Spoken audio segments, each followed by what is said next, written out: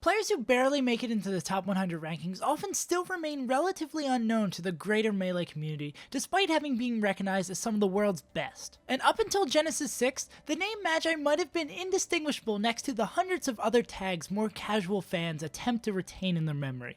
But after beating Mango in one of the most exciting sets of the event, this stylish Falco has forever etched their name into Melee's history. But how exactly did this Louisiana Falco work their way up to defeating arguably one of the greatest Melee players of all time? Their story begins like many other of Melee's current rising generation, the Smash documentary. Magi's story has a bit of a twist as they ended up starting as a Project M player instead. They mained Link in that game and it was their main focus for quite a while until they attended a Project M event that charged a flat $20 venue fee but allowed you to enter as many events as you wanted. So Magi wanted to get their money's worth, so they added Melee to the practice routine for the event, and ended up falling in love with the game, with it eventually becoming their sole focus. From April 2015 to July 2017, there are 23 entries in the Lust Monthly series, and Magi attended every single one of them, quickly going from placing 5th to 9th to consistently placing 2nd or 1st by Lust 11. And this dedication did not go unnoticed by the Southern Louisiana PR panel,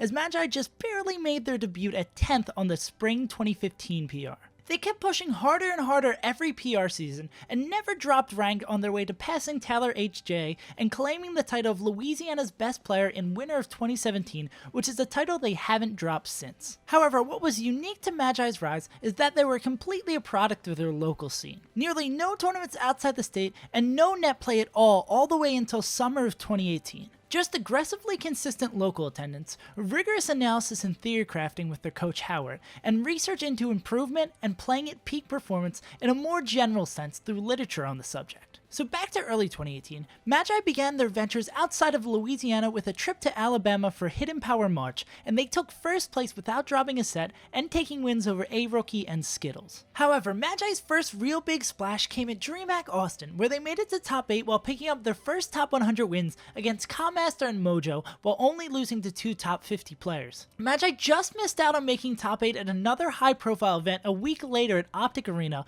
but with a tough draw of none in the losers bracket, they finished at a respectable 9th. And then came easily the highlight of Magi's year at CEO 2018, where Magi pulled off a crazy upset over La Luna after taking a loss to C15's Fox, who was riding off the high of upsetting KGH in round 1 pools. Magi then finished off the year with 2 49th placings at the Big House 7, taking a win over Blaze Luigi while dropping sets to Leffen and Riobeat, and a shaky DreamHack Atlanta with losses to Panko and Captain G. But collectively, this 2018 was good enough to net them a top 100 spot, barely squeaking in at 97th best. But barely squeaking by will certainly not be an issue for Magi's 2019 campaign, thanks to Genesis 6. Magi pulled off the incredible upset and became the first non-ICES and non-top 20 player to take a set off Mango since Mike Hayes at UGC in 2016.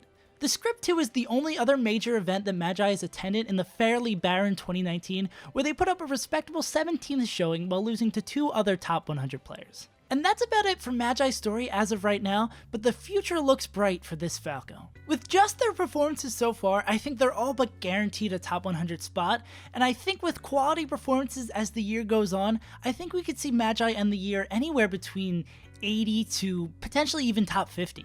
And as for looking forward to the rest of the year, they're looking to at least attend Enchai Ultra, Fight Pit 9, SmashCon, and DreamHack Dallas, while obviously keeping up their consistent local attendance. If you want to keep up to date with Magi and exactly what events they're going to be at, or to know when they're currently streaming, you can follow Magi over on Twitter at @SSBMagi. I'd love to hear down in the comments where you think Magi could potentially end up at the end of the year, and also what player you'd want to see next on the Rising Player Spotlight. And that about does it for me. I've been SaveAsUntitled, I hope you guys enjoyed, and I'll see you guys next time.